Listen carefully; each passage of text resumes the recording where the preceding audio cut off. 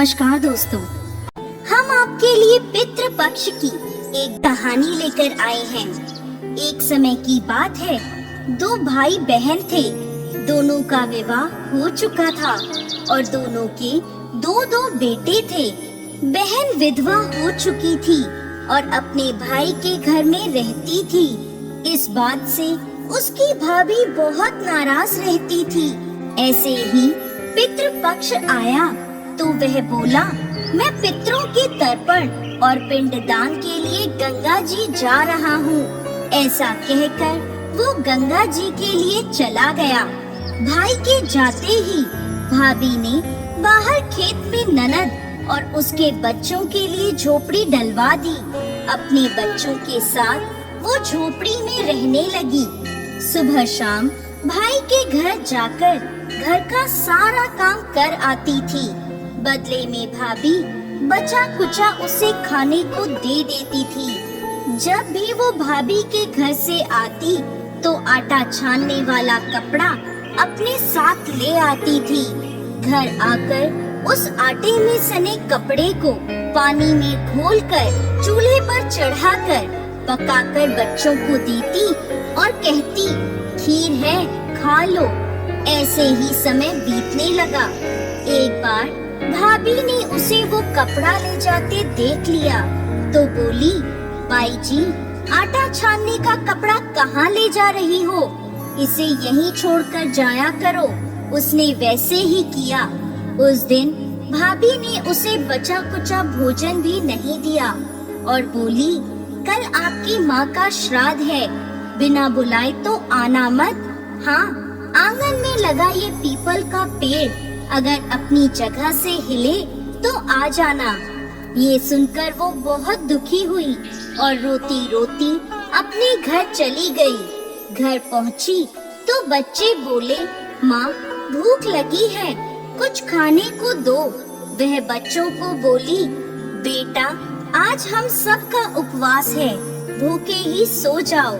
अगले दिन बच्चे बोले, माँ मामी ने कहा था कि आज नानी का श्राद्ध है, तो चलो वहाँ चलते हैं। तो वह बोली, बेटा मामी ने कहा था कि आंगन का पीपल का पेड़ अगर अपनी जगह से हिले तो आ जाना।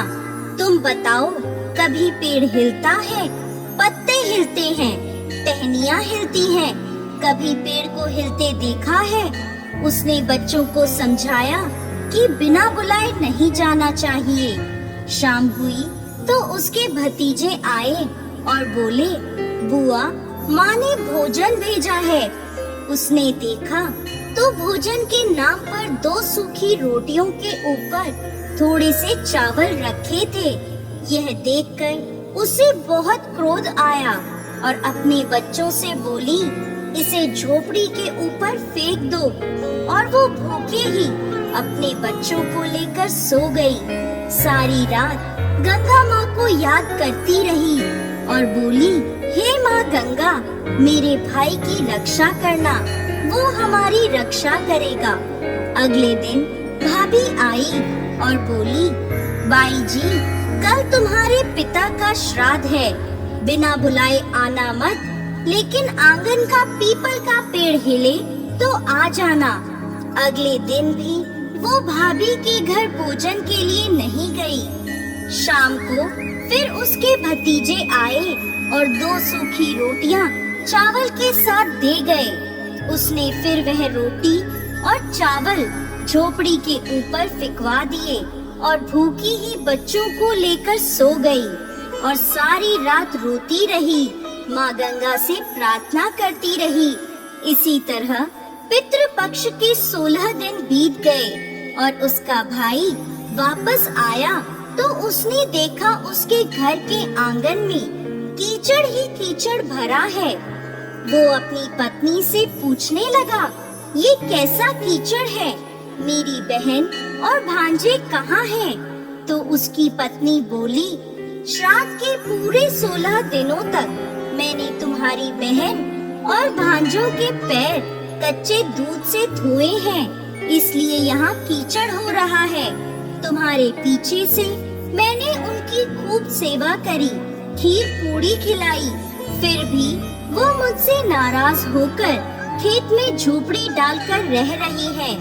भाई खेत पर पहुंचा तो वह देखता है कि वहाँ कोई झोपड़ी नहीं थी, वहाँ एक आलीशान महल बना हुआ था, जिसके आंगन में उसके भतीजे खेल रहे थे। उसने जाकर अपनी बहन से कहा, बहन ये सब क्या है? तब उसने अपने भाई को सारी बात बताई और बोली, भाई जो तेरे आंगन में कीचड़ है वो कच्चे दूध से नहीं बल्कि भाभी के व्यवहार से, जो मैं दिन रात रोती थी, उन आंसुओं का कीचड़ है। माता पिता के श्राद्ध पर भाभी ने कहा, पीपल का पेड़ हिले तो आ जाना, बिना बुलाए मत आना। पीपल का पेड़ हिला नहीं तो हम गए नहीं। और शाम को उन्होंने 2 रोटी और चावल भिजवाए, जिसे गुस्से में मैंने झोपड़ी के ऊपर फेंक दिया। माता पिता के आशीर्वाद तेरे साथ और गंगा मैया की कृपा से ये सूखी रोटियां सोने में और चावल हीरे मोतियों में बदल गए, जिसके प्रभाव से ये सब हुआ है। भाई ने अपनी बहन से अपनी पत्नी की गलती की माफी मांगी और घर चलने को कहा। तब बहन बोली, भाई गंगा मैया ने तेरी रक्षा करी, तू हमारी रक्षा करेगा, लेकिन अब हम यहीं रहेंगे। ये सुनकर भाई ने अपने माता पिता को याद किया और बोला, मेरे पितरों, जैसे मेरी बहन और भांजों की रक्षा करी, उनके दुख काटे, वैसे सबके काटना, सबकी रक्षा करना। कहानी को कहने वाले, सुनने वाले और हुंकार भरने वाले सब पर कृपा करना।